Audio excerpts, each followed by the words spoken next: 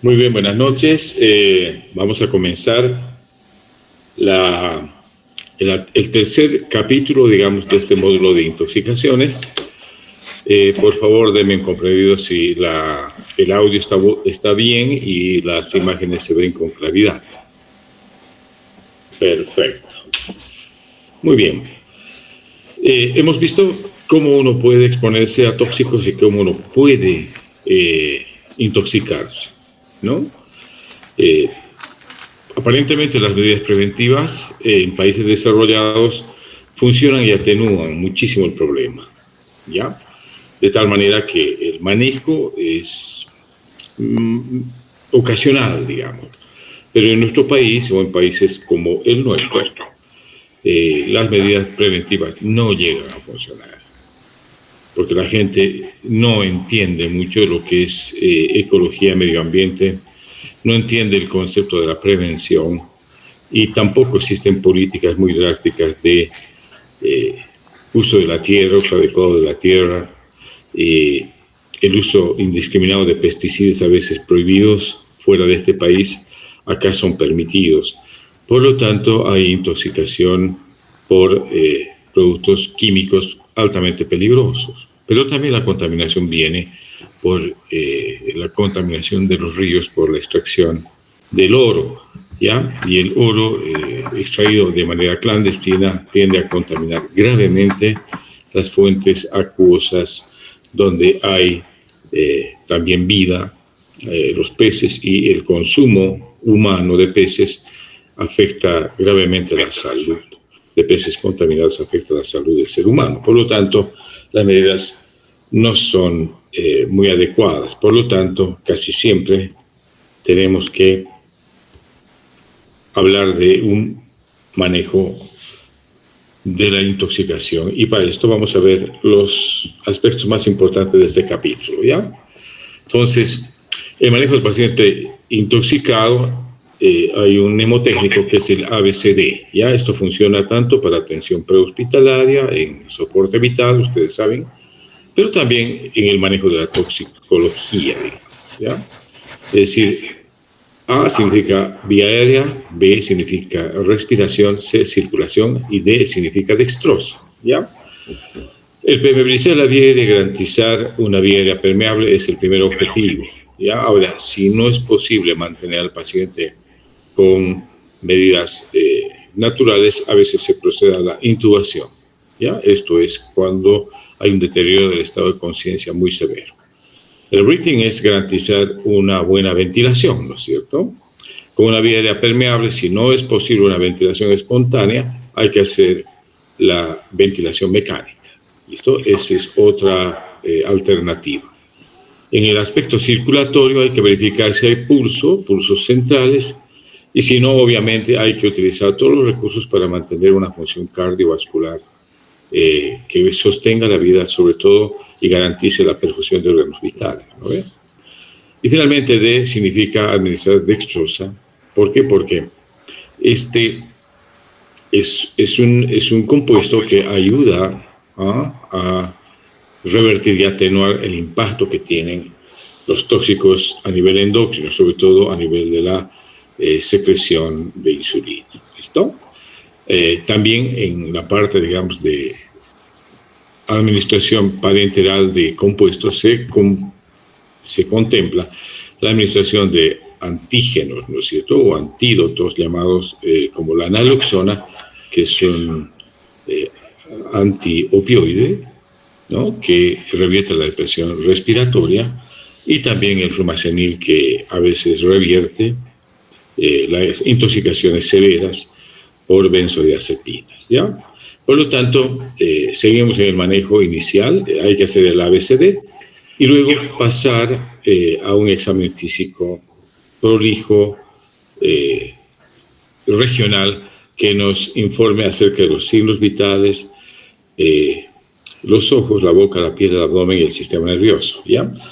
Esto nos da la pauta, digamos, de ver qué signos y síntomas son los que caracterizan a determinados tipos de intoxicaciones, y es posible reconocer de manera clínica, ¿ya?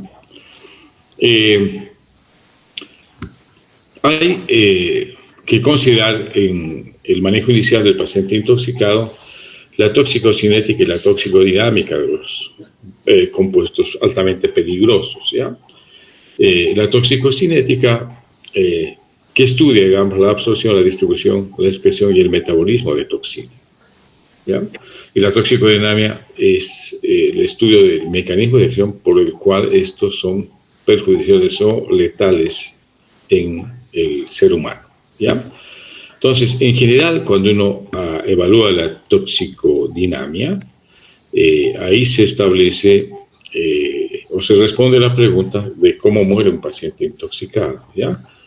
En general depende mucho del tóxico, pero fíjate, cuando hay intoxicación por estimulantes potentes como la efedrina, anfetaminas, cocaína, que son agonistas adrenérgicos o agonistas adrenérgicos directos e indirectos, hay taquicardia ventricular, fibrilación, y obviamente esta arritmia puede llevar al paro cardiorrespiratorio, ¿ya?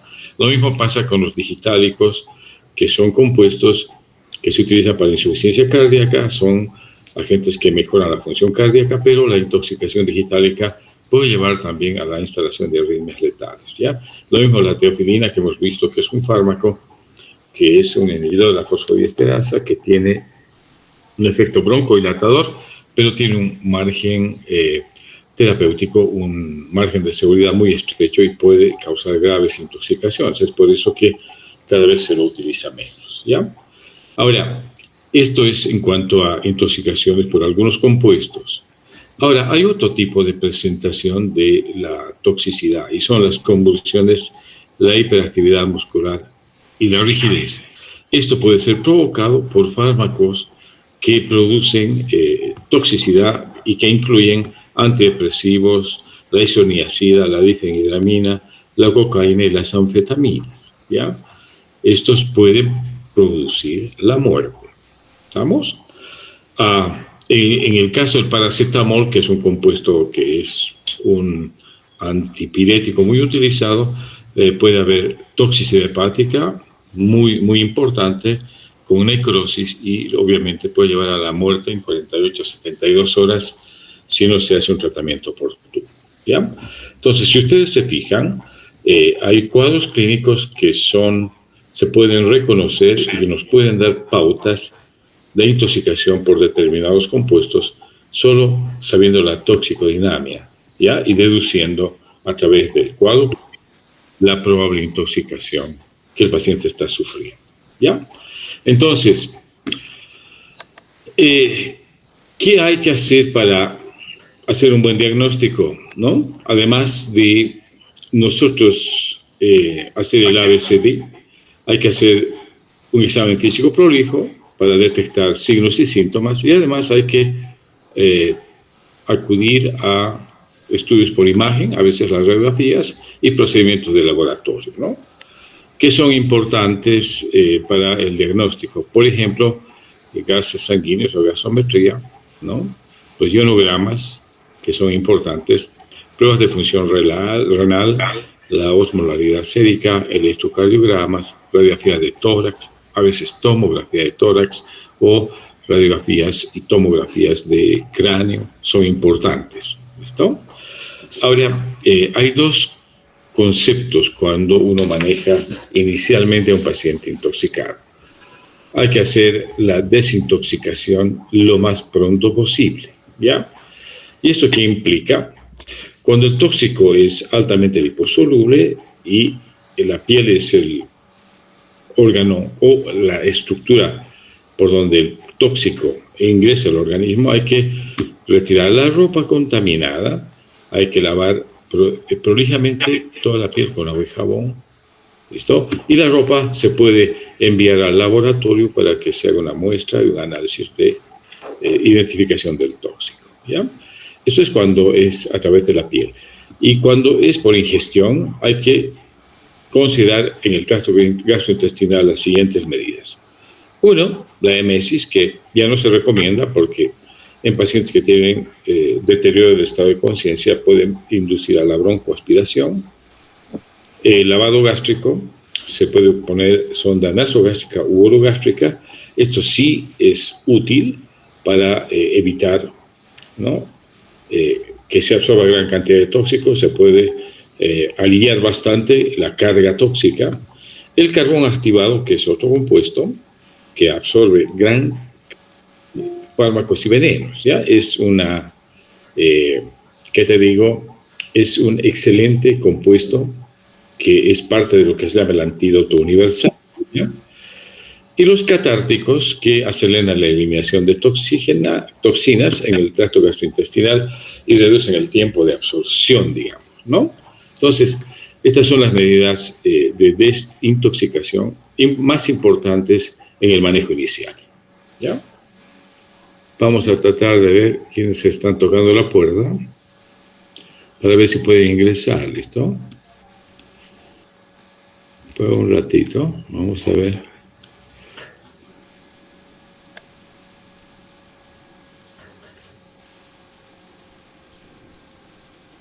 Bueno. Ya.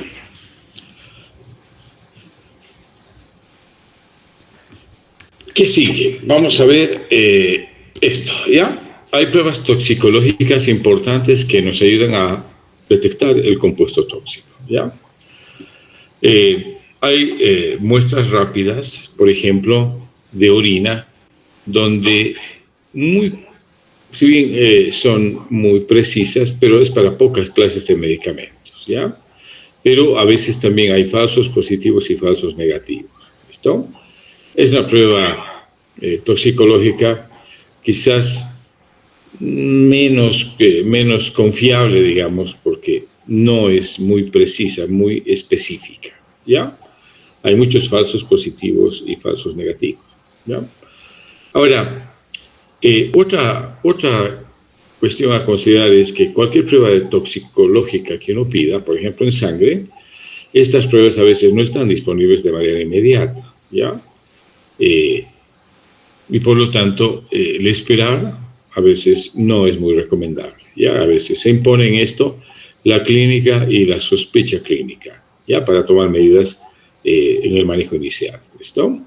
Por ejemplo, los bloqueadores de los canales de calcio, que son compuestos muy tóxicos, no se incluyen a veces en los procesos de detección, son difíciles de detectar, ¿ya? También los beta bloqueantes y la isoniazida, que es un antituberculoso, ¿ya?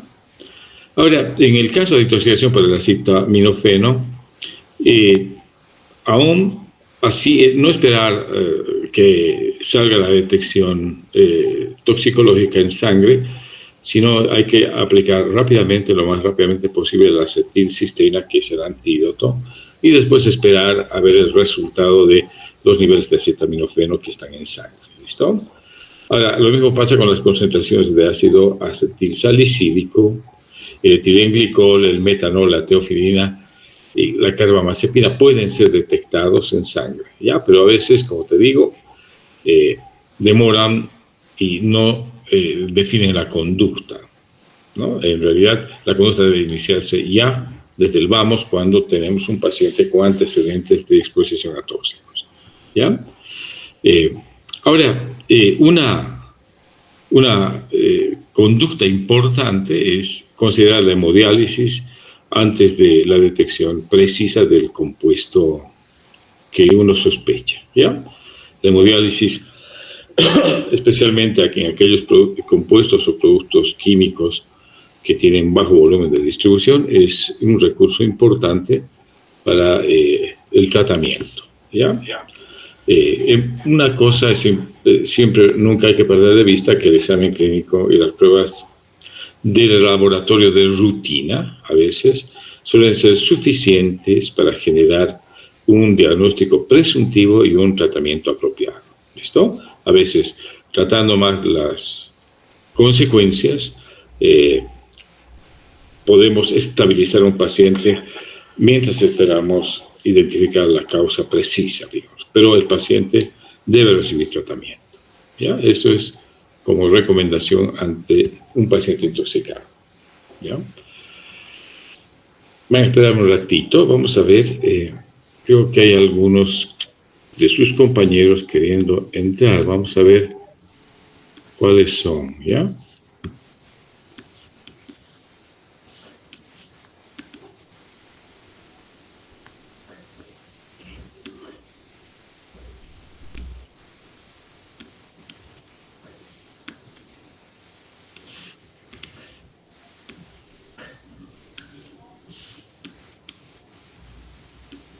Estoy seguro que no puedo verlos.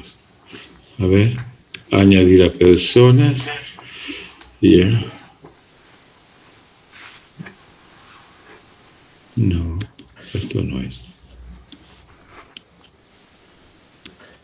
Muy bien. Si están los representantes acá, mándenles un mensajito que entren directamente al Meet con su cuenta institucional. ¿Listo? Esto les va a permitir no pedir permiso e ingresar directamente, ¿ya? Ahora, habíamos hablado de la hemodiálisis como un recurso importante en el tratamiento. Este es excelente recurso cuando los fármacos o compuestos tienen bajo volumen de distribución, ¿listo? Como el ácido valproico, la carbamazepina, el etilenglicol, el fenobarbital, el litio, el metanol, la metformina, el salicilato y la teofilina. ¿Listo? La hemodiálisis es un muy buen recurso porque rápidamente está indicada en el manejo del paciente intoxicado. Sin embargo, la hemodiálisis no es efectiva o útil cuando hablamos de intoxicación por compuestos que tienen un amplio volumen de distribución. No es útil la hemodiálisis en la intoxicación por anfetaminas, antidepresivos, benzodiazepinas, bloqueadores de los conductos de calcio, la digoxina, intoxicación por digoxina, también tampoco, digamos, funciona en fármacos antipsicóticos o intoxicaciones por beta bloqueantes, ¿no ve? Como el propranolol y el metoprolol. Tampoco es útil en la intoxicación por opiáceos. ¿Listo? Muy bien. Otros métodos para mejorar la eliminación de toxinas, ¿ya? Una vez que hemos considerado la hemodiálisis como primer recurso, hay que considerar otros métodos como la diálisis peritoneal. Esto no es una técnica muy eficaz, pero hay que intentar si uno no cuenta con hemodiálisis. ¿Listo? No es muy eficaz porque no elimina gran cantidad de compuestos. La diuresis forzada y la manipulación del pH urinario. Esto hay que considerar. ¿Listo? La diuresis forzada, digamos, no tanto, pero sí la manipulación del pH urinario puede ser importante en algunos compuestos que son o muy ácidos y que se reabsorben en el tubo contorneado, o son muy básicos y también pueden reabsorberse en el riñón y volver a la circulación. Entonces, el alterar el pH urinario es muy útil. Por ejemplo, la alcalinización de la orina está indicada en sobredosis de salicilato. ¿Ya? ¿Estamos? En cambio, en las intoxicaciones por fenilciclina y anfetaminas está indicada la acidificación de la orina, ¿ya? Esto puede mejorar la excreción de estos compuestos. ¿Estamos?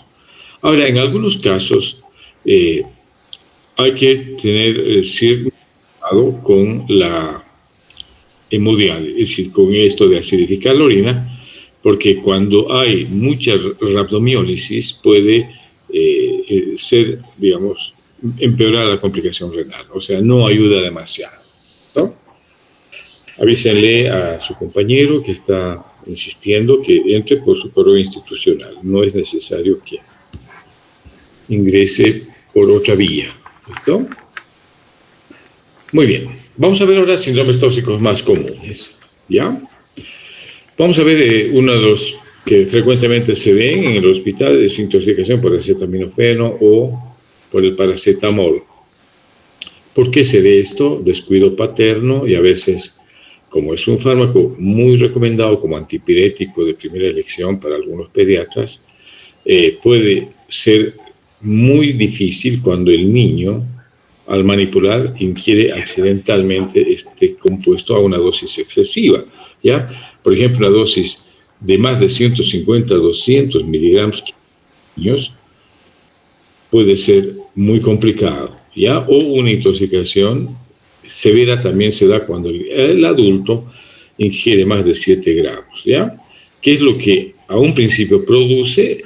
No es gran cosa, fíjense, es asintomático, da molestias gastrointestinales, pero a las 24 a 36 horas puede establecerse una necrosis hepática y una insuficiencia fulminante, ¿ya?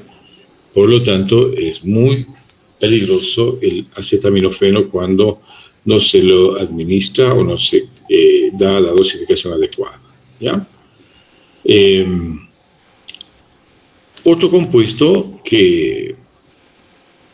Ahora, ¿qué es lo que hay que hacer cuando hay toxicidad por el acetaminofeno? Hay un antídoto llamado acetilcisteína, ¿ya?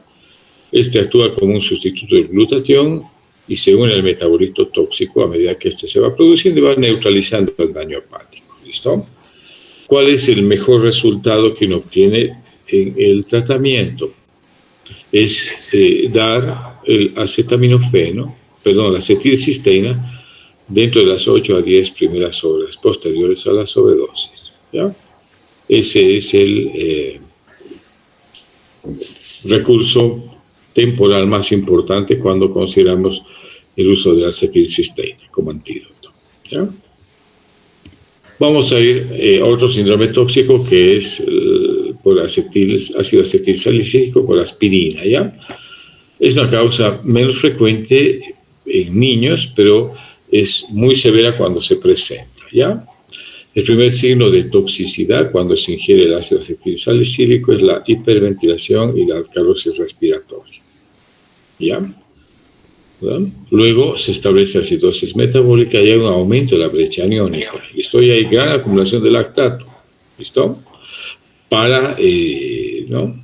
Y como compensación a esto, el riñón excreta gran cantidad de bicarbonato. Esto para compensar la alcalosis respiratoria. ¿Estamos? ¿Qué se hace en estos casos? Primero, yo les digo, siempre hay que pensar en la desintoxicación, ¿no ve? Se puede hacer lavado gástrico, administrar carbón activado e inclusive se indica la irrigación intestinal total, ¿no? Con una sonda nasoentérica, ¿ya? Hay que hacer una hidratación vigorosa para reemplazar pérdidas, ¿no ve? Y administrar bicarbonato de sodio. Esa es la primera medida efectiva, digamos, ¿ya? Esta alcaliniza la orina, y promueve la eliminación del salicilato, ¿ya? Ahora, en algunos casos de intoxicación muy grave, además del bicarbonato de sodio, hay que realizar una hemodiálisis de emergencia, ¿ya? Este es un recurso que elimina el salicilato con rapidez. Y otra cosa importante de pensar es restaurar el equilibrio ácido-básico, ¿no? Manejar el medio interno de manera prolija con fluidos, ¿no? Una hidratación con una guía del ionograma y también de la gasometría. ¿Estamos? Ese es el manejo más recomendable, digamos, en la intoxicación por salicilato o ácido acetilsalicílico. Muy bien, seguimos. Puede haber intoxicación por anfetaminas y es un síndrome muy, muy complicado, ¿ya?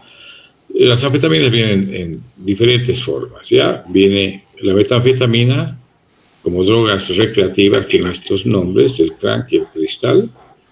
Hay otra anfetamina que es muy popular, sobre todo en Europa, que es la metildioximetanfetamina, que es el éxtasis, ¿ya?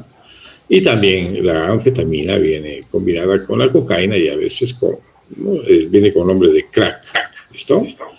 Esto es en el aspecto de drogadicción, pero también en la farmacia existen, pues, todos los que son agonistas indirectos de adrenérgicos, vienen como pseudoefedrina y efedrina, que quizás son, ustedes saben, agonistas indirectos o agonistas mixtos que tienen graves consecuencias cuando hay intoxicación, ¿ya? Ahora, a menudo esto es más peligroso todavía porque la cafeína está incluida a veces en estos productos farmacéuticos, ¿ya? Entonces, porque a veces se le llama potenciador metabólico, quemador de grasa, ¿no ve? Cuando te dan estas tabletas para bajar de peso, ¿listo? También con finalidad de doping. Ustedes saben que en el deporte existe el doping, ¿ya? Son productos químicos que obviamente causan graves daños, ¿ya? Y vamos a ver cuáles son, ¿ya? Los efectos de estos estimulantes son euforia, vigilia, sensación de poder y bienestar, ¿no? Los jóvenes experimentan a un principio esta situación y por lo tanto se hacen adictos, ¿ya? Pero ¿qué pasa? A medida que va pasando el tiempo, necesitan más dosis para obtener o buscar el mismo efecto y empiezan a manejar ya sobredosis, ¿ya? Y aquí ya hay otro cuadro clínico, ¿no? Que se caracteriza por inquietud, agitación, hipertensión, taquicardia. A veces hay convulsiones, ¿no? Con hipertermia, y a veces estas convulsiones producen rhabdomiólisis. ¿Estamos? Lo peligroso de esto son las convulsiones y la hipertermia, ¿ya? Estas deben ser tratadas de manera inmediata, ¿ya? ¿Qué hay que hacer en caso de intoxicación con este cuadro clínico de convulsiones y hipertermia, ¿ya? Hay que dar medidas generales, hay que administrar benzodiazepinas como el lorazepam para las convulsiones y obviamente hay que bajar la temperatura, ¿no? Por medios físicos, que es quizás el medio más eficaz. ¿Listo? ¿Ya? Ahora, cuando se establece parálisis neuromuscular, se puede manejar la intoxicación con el becuronio, ¿ya? Porque este suprime la actividad muscular, es decir, como hay convulsiones y esto puede ocasionar rhabdomiólisis, el becurionio produce una parálisis que suprime la actividad muscular y evita la producción de mioglobinuria, que es nefrotóxica, ustedes saben. Muy bien, estas son las anfetaminas y estimulantes. ¿Con qué frecuencia se ve esto? Les digo, no tanto en hospitales de tercer nivel. A veces los pacientes no llegan a los hospitales de tercer nivel, sino se atienden en hospitales de segundo nivel y a veces no se reconoce muy bien la toxicidad y la causa, digamos, no se identifica con facilidad, ¿no? Y cuando se deriva al paciente a veces ya es demasiado tarde porque no llegan a ser atendidos en hospitales de tercer nivel, ¿ya? Muy bien, seguimos.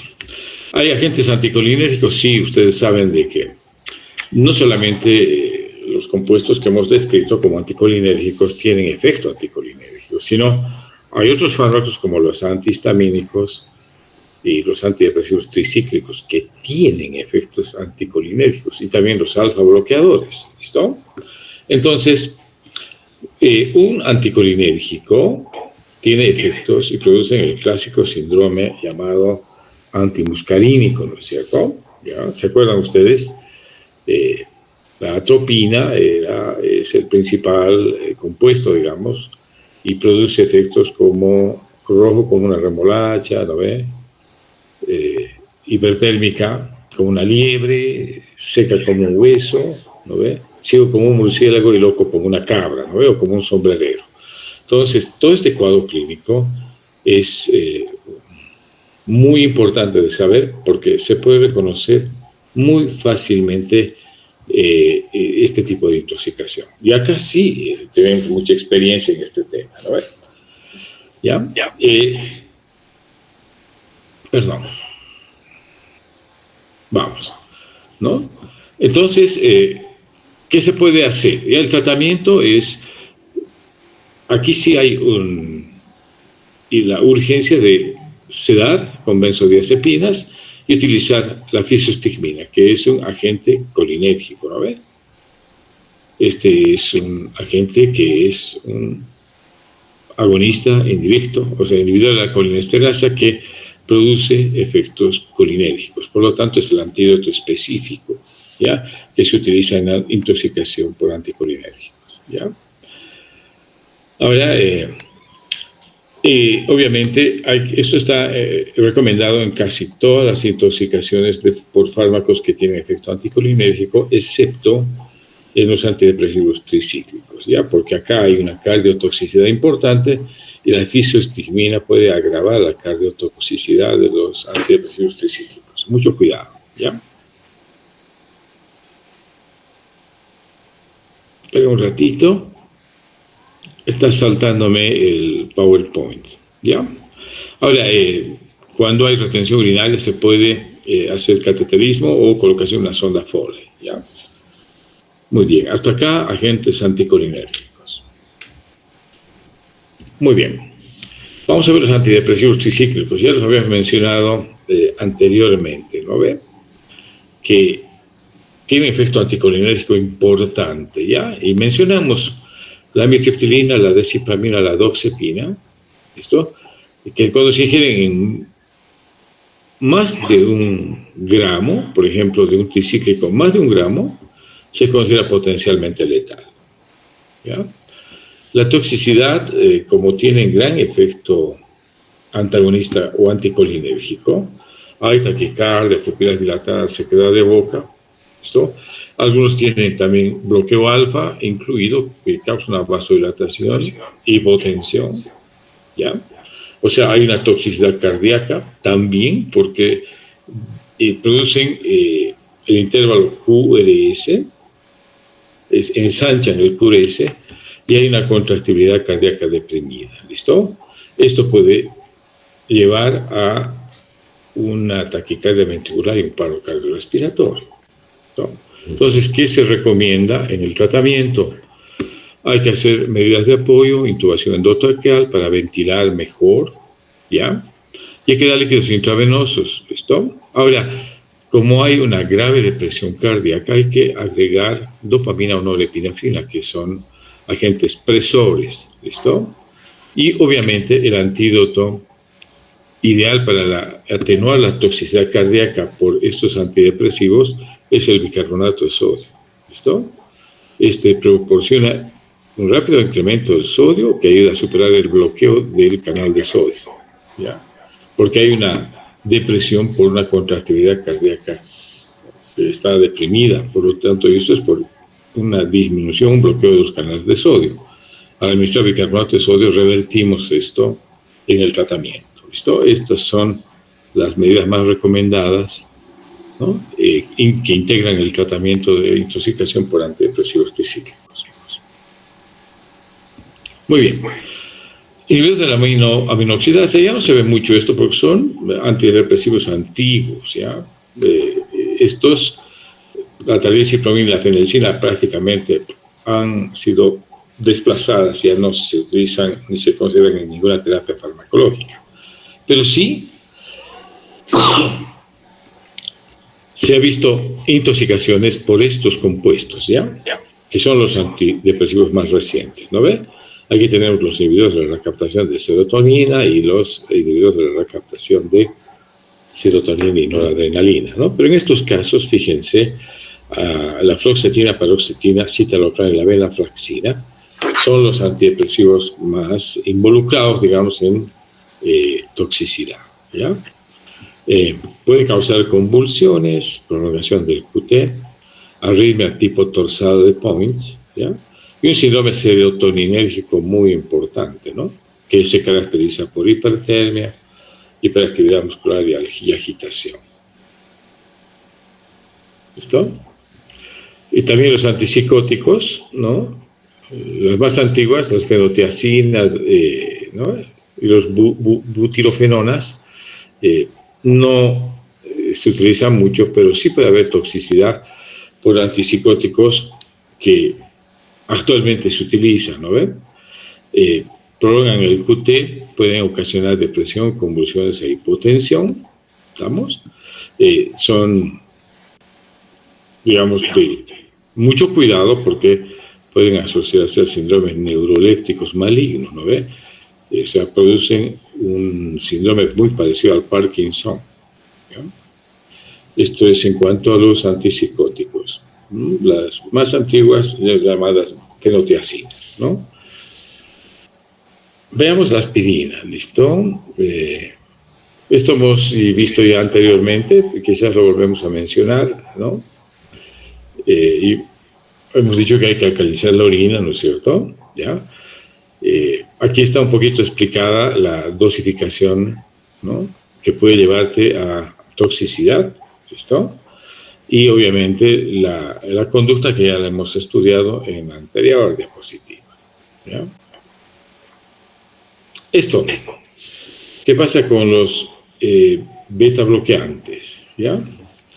Hemos dicho el propranolol, el pindolol, el metoprolol, etcétera, tienen también estrecho margen terapéutico, ¿ya? Una sobredosis puede inhibir gravemente los receptores beta 1 y beta 2, ¿ya? El más tóxico de todos es el propranolol, que es el no selectivo, ¿no? Que afecta tanto a uno como a otro receptor, ¿ya? Duplicando o triplicando la dosis puede haber toxicidad muy grave, ¿ya? Entonces, en dosis altas, ¿cuáles son los efectos, ¿ya?, más comunes de toxicidad? Bradicardia e hipotensión. Es lo primero que se presenta. Luego siguen las convulsiones y el bloqueo de la conducción cardíaca con un QRS ancho en el electrocardiograma. ¿Listo? ¿Qué se debe hacer en el tratamiento? Hay que, primero, elevar la presión arterial, ¿no?, con líquidos intravenosos, y se puede dar beta agonistas y atropina. El glucagón también es un antídoto útil cuando hay intoxicación por beta bloqueantes, ¿ya? Entonces, el glucagón, líquidos intravenosos, beta agonistas y atropina. ¿Estamos?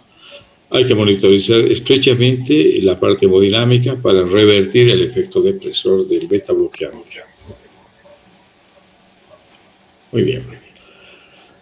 Intoxicación severa a los bloqueantes de los canales de calcio, ¿no? Ustedes saben, hay bloqueantes de canales de calcio que son de acción predominantemente vascular, de acción predominantemente cardíaca y de acción mixta, ¿no? Entre los bloqueantes de los canales de calcio de acción predominantemente vascular están las dihidropiridina, ¿no ve? Amlodipina, felodipina, isradipina, nicardipina, ¿no? Hagan la lista, ¿no ve? Luego están el verapamilo y el diltiazem, ¿no ve? Que son mixtos y algunos predominantemente cardíacos, ¿no ve? La toxicidad de estos es grave, ¿ya? Puede producir la muerte con variaciones muy pequeñas de la dosis estándar o dosis recomendada, ¿ya? ¿Qué es lo que hace? Disminuir la automaticidad del nódulo sinusal. Hay una conducción lenta en el nodo auriculoventricular, por lo tanto reducen gravemente el gasto cardíaco y la presión arterial, ¿ya? Sobre todo la nifedipina y derivados, ¿ya?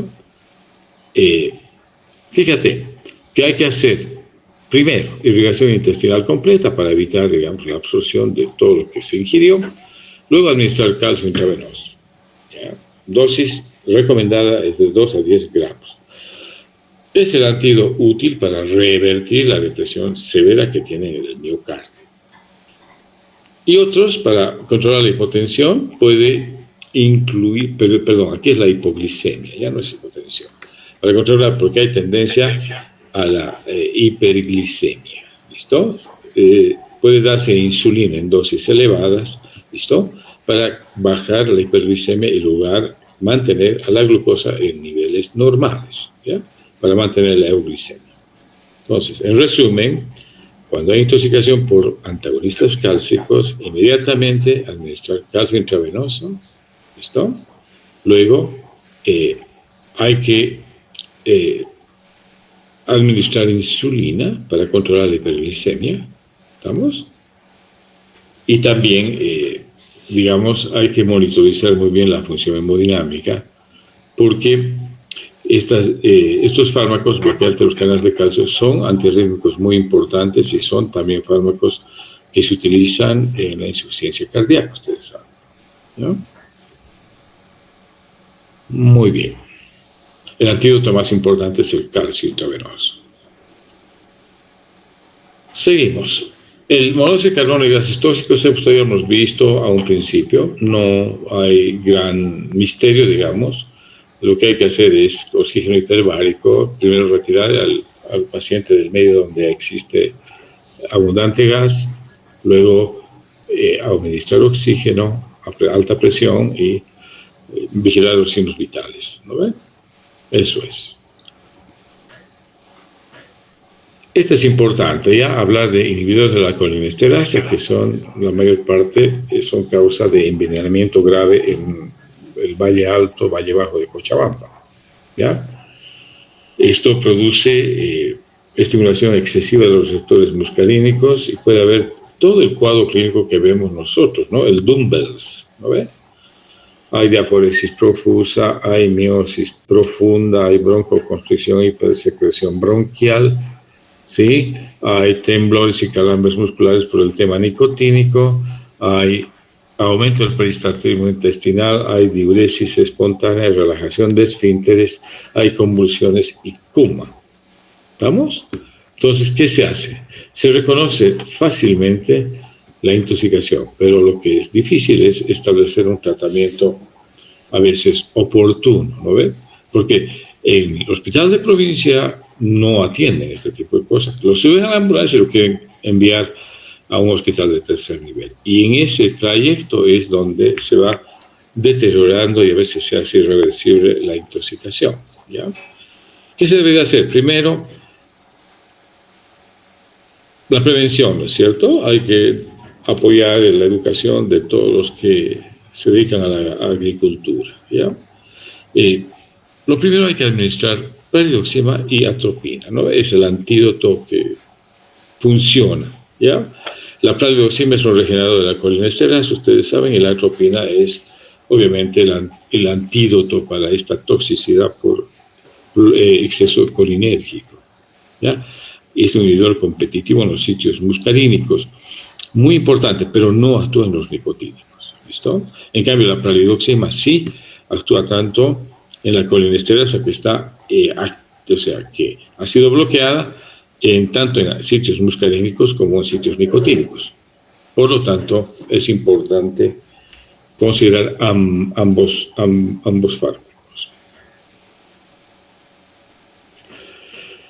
El cianuro, bueno, antes era, como te digo, un compuesto que estaba presente en quema de plásticos, lana, productos sintéticos, es decir, actividad industrial fuera, digamos, de norma, ¿no? Pero lo que vamos a ver ahora es que el cianuro también está presente en ingestión de varias plantas comestibles, ¿no? La mandioca, las semillas de manzana tienen cianuro, el durazno y los albaricoques, ¿listo? Este cianuro se une a la citocromo oxidasa e inhibe la utilización de oxígeno en la célula. Obviamente conduce a una hipoxemia celular y a acidosis láctica. ¿Listo? Toxicidad, ¿no? ¿Cuál es el cuadro clínico de intoxicación por cianuro? Hay dificultad para respirar, taquicardia, convulsiones, coma, hipotensión. Esto va a ser una acidosis metabólica severa, es todo el cuadro que se expresa, ¿no ven?, como propia, digamos, de una síndrome de intoxicación por cianuro. El tratamiento es carbón activado para evitar la absorción si es por ingesta accidental. Y finalmente hay que administrar oxigenoterapia y manejo del medio interno, ¿no? Hidratación vigorosa y sobre todo monitorizar muy bien las funciones vitales que pueden, obviamente, si es taquicardia hay que dar bloqueantes beta, ¿listo? Y obviamente para las convulsiones se administra benzodiazepinas que son eficaces para evitar la complicación de paro cardiorrespiratorio que puede haber. ¿Ya? La digoxina es un fármaco que vamos a verlo cuando veamos el módulo cardiovascular. ¿Hay toxicidad por sobredosis? Sí. ¿Ya? Obviamente, los pacientes que reciben tratamiento con digoxina a largo plazo, a menudo también tienen una terapia paralela que es diurético, ¿no? Y esto obviamente puede alterar depresión de potasio. O sea, favorecen la depresión de potasio, a no ser de que estén tomando diuréticos ahorradores de potasio, ¿ya? La intoxicación por digoxina, fíjate, da bastante problema. Hay vómitos, hipercalemia, o sea, aumento del potasio. Perdón. Sí, o sea, a un principio retiene potasio, ¿listo? Pero como viene asociado a un diurético, a veces el resultado es que se depleta el potasio y hay más bien hipopotasemia, ¿listo? Ahora, ¿cuál es la cardiotoxicidad? La digoxina es bradicardia sinusal, bloqueo auriculoventricular, ¿ya? Ritmo de un acelerado, puede haber taquicardia auricular, latidos ventriculares prematuros y establecimiento de la taquicardia ventricular, y esto es una arritmia severa, ¿no es cierto? El tratamiento, a un principio hay que hacer atención general, ¿no? Hidratar el ABCD que les dije y administrar atropina, ¿ya? Esto es para revertir la bradicardia o el bloqueo auriculoventricular. Pero lo más importante es el uso de anticuerpos antidigoxina, que deben administrarse por vía intravenosa, ¿ya?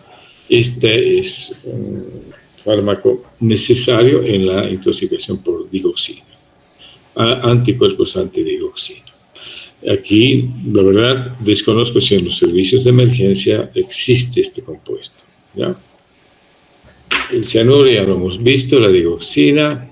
Esto, de etanol, ya, estamos terminando. Los borrachos están por todo lado, ¿no es cierto? Ustedes van a ver en la semana médica, hay bastante de esto, ¿no ven? Pero obviamente cuando se toma con medida, puede ser una bebida recreativa, digamos, ¿no? Pero cuando se excede, puedes llegar a tener síntomas de intoxicación, ¿ya? a tal punto que puedes llegar a deprimir tu función respiratoria, puedes terminar en coma, hay hipotermia, ¿listo? Especialmente cuando los niveles de etanol están por encima de 300 miligramos por decilitro. Esto puede llevarte al coma profundo, ¿ya? ¿Estamos? El tratamiento, ¿qué se hace en una intoxicación por el etanol sobre todo? ¿Ya? Hay que proteger la vía respiratoria, ayudar a la ventilación.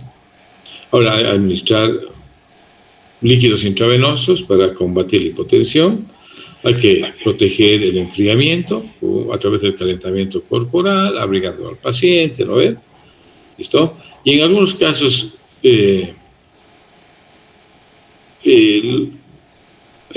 digamos, cuando hay asociación, digamos, de intoxicación del etanol más benzodiazepinas, que a veces se da, ¿no es cierto? Se puede administrar la administración, o se considera la administración de flumazenil, ¿ya? En pacientes con sobredosis de benzodiazepinas, ¿ya? Ahora, ¿no tiene antídoto el etanol? No. ¿Estamos? Lo que sí se puede hacer, como te digo, son medidas generales que peleen contra la hipotensión y eviten la hipotermia. ¿Estamos? Y obviamente una adecuada hidratación también es importante. ¿Ya? Aquí está el metanol y el etilenglicol. Fíjate, estos son potentes depresores del sistema nervioso central. ¿Ya? Sobre todo, inicialmente el paciente parece borracho, pero después de varias horas empieza a tener acidosis metabólica y empieza a hiperventilar, obviamente con una alteración severa del estado mental, ¿ya? Puede llegar a tener alteraciones visuales, inclusive se produce ceguera.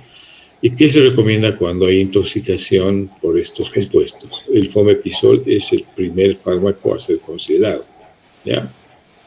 Y también el etanol, ¿eh? El alcohol etílico también es un antídoto eficaz, ¿ya? Pero, como te digo, hay que manejar esto con bastante monitoreo, ¿listo? Muy bien, vamos a ver intoxicación por hierro. Ustedes saben de que hay necesidad de utilizar el hierro cuando hay anemia ferropénica, ¿no ven? ¿Ya? Es muy recomendado, sobre todo en el embarazo y en estados, ¿no?, de gente que tiene riesgo aumentado, ¿no es cierto? Adolescentes, gente que tiene pérdidas sanguíneas constantes, a veces hacen anemia hipocrómica y microcitosis, ¿ya? Pero el hierro es peligroso cuando accidentalmente el niño ingiere y obviamente puede intoxicarse fácilmente, ¿ya? Bueno, para esto, ¿qué se da para la intoxicación por hierro? Hay dos tratamientos posibles, ¿no ves? Uno de ellos es la deferoxamina, ¿ya?, que es por vía parenteral, y otro es el deferacirox, que es por vía oral, ¿ya? Es el quelante más importante utilizado en la intoxicación por hierro. ¿Listo? Esto lo vamos a ver. La teofilina sí vamos a ver, porque este es un fármaco broncodilatador que causa intoxicaciones graves, ¿ya? Hay a veces sobremedicación accidental que puede inducir a toxicidad, ¿ya? ¿Qué se produce? Sobre todo taquicardia sinusal y temblor, ¿ya? Ahora, también puede haber hipotensión, además de la taquicardia, hay hipocaliemia e hiperglicemia, ¿ya? Y rápidamente se establecen arritmias cardíacas, ¿no? Auriculares, taquicardia auricular, contracción ventricular prematura y taquicardia ventricular, ¿ya? Los niveles más graves se establecen o se presentan cuando hay una sobredosis mayor a 100 miligramos esta concentración es mayor a 100 miligramos por litro, ¿ya? El tratamiento, cuando hay intoxicación por teofilina, incluye atención, medidas generales, ¿no? Vigilar muy bien la vía aérea, ventilación, oxigenoterapia y administrar el propranolol y beta bloqueantes para el tema de la hipotensión, ¿ya? También llegan a ser antídotos útiles para la toxicidad cardíaca. ¿Vamos? Porque lo que pasa es de que hay arritmias cardíacas, ¿no ve? Hay taquicardia y hay taquicardia que no solamente es auricular, sino que puede convertirse en una taquicardia ventricular. Por el propranolol y los beta bloqueantes, como el esmolol, que son cardioselectivos, neutralizan este efecto, ¿ya? Y este cuadro es el que lo tienen en el libro. Ustedes van a ver los antídotos, los tóxicos y los antídotos más importantes, ¿ya? ¿Estamos? Es un cuadro, ustedes lo van a estudiar, lo van a revisar, que es un poco el resumen de lo que hemos explicado en esta clase. ¿Listo? Muy bien. Y con esto habríamos terminado, jóvenes, el tema de hoy. ¿Listo? ¿Hay alguna pregunta?